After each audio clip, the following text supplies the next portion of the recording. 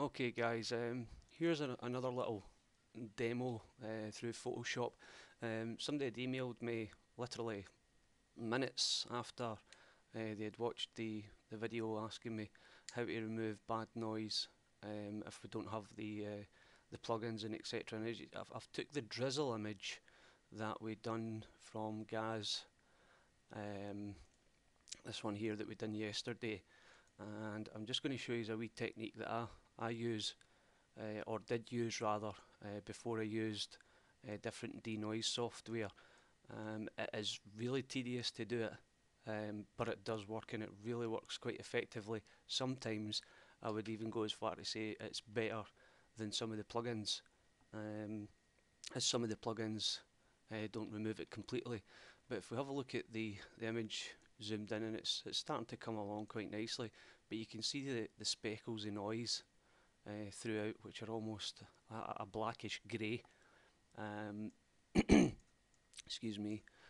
If we take a zoom in of one of these specks, here's one here, prime example, and I've just selected the lasso tool here from the left hand side. It might be somewhere else in other software packages that you have, but if we highlight that whole black speck and make sure on the outer selection that it doesn't cross over the blackness or doesn't cross into a star, for example. In here you'd have to be quite careful, zooming in quite closely, and right select it and hit the fill button. Now make sure you have the opacity to 100%, the blending mode normal. Don't push it to another, it'll just change the composition and it'll not look correct. Use the content aware, and what it does is it uses the content within the inside of the line to fill in, and you can see it's been obliterated. I'm just going to do a little section of it just to show you, even in the Galaxy you can do it.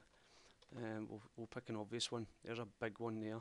It just doesn't look right, and there's an even better one right here that I can do it with.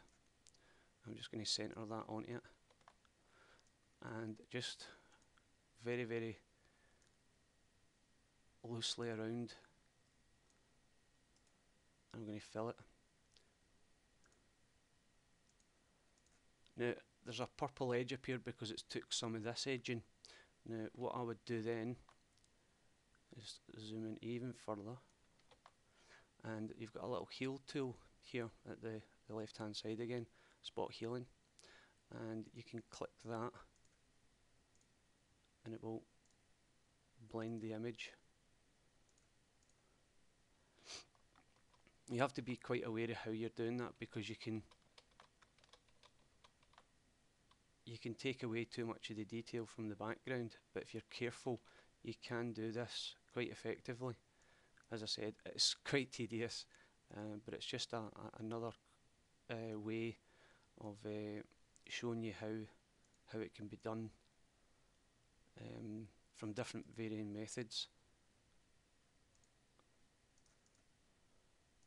I'll just make that a little larger just to take the inside.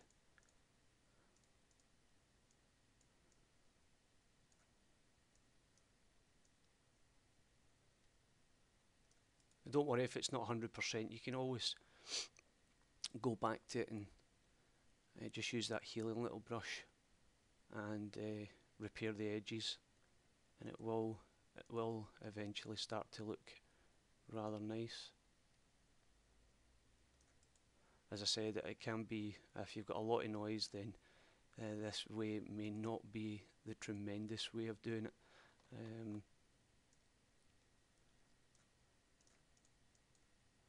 Sometimes it's maybe better off to use the elliptical, but I find that the freehand, you can guide it around the colours where you can see, as the computer won't distinguish between between either of them, and just start filling it in.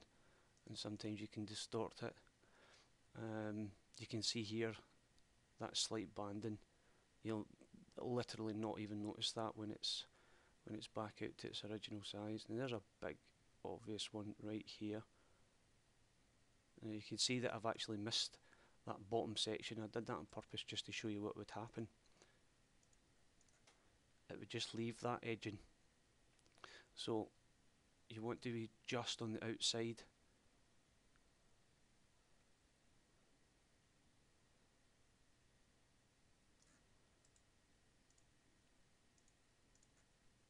And there you go, you can see it's starting to come along now. I'm just going to do that bit.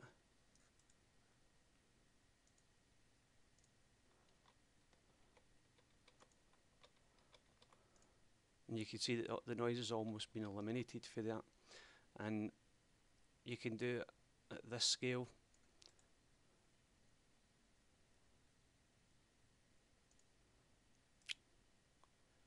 Did this in the other video as well. And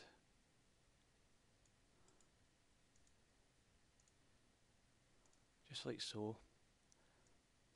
And it can't, I mean, sometimes if I've took a picture on an image, I'll spend absolutely hours on it, perfecting it. But there you go, that's how it's done. Now I'm going to continue processing this pretty much in a very similar way. There's a YouTube video that you can find out how to select multiples. I'm not going to go through that because it's quite tedious as well, and I don't want to make this video any longer than necessary, but it's just to show you that small technique where it can come in handy. And as I'm going through this, I'll put on the videos to show you how to enhance more of the detail, try and take some of the unfortunate noise colouring that's been left due to the original images not being that brilliant in the first place. But as you can see, it is coming along lovely jubbly. I'll keep you posted. Any questions, just PM me. Thanks guys.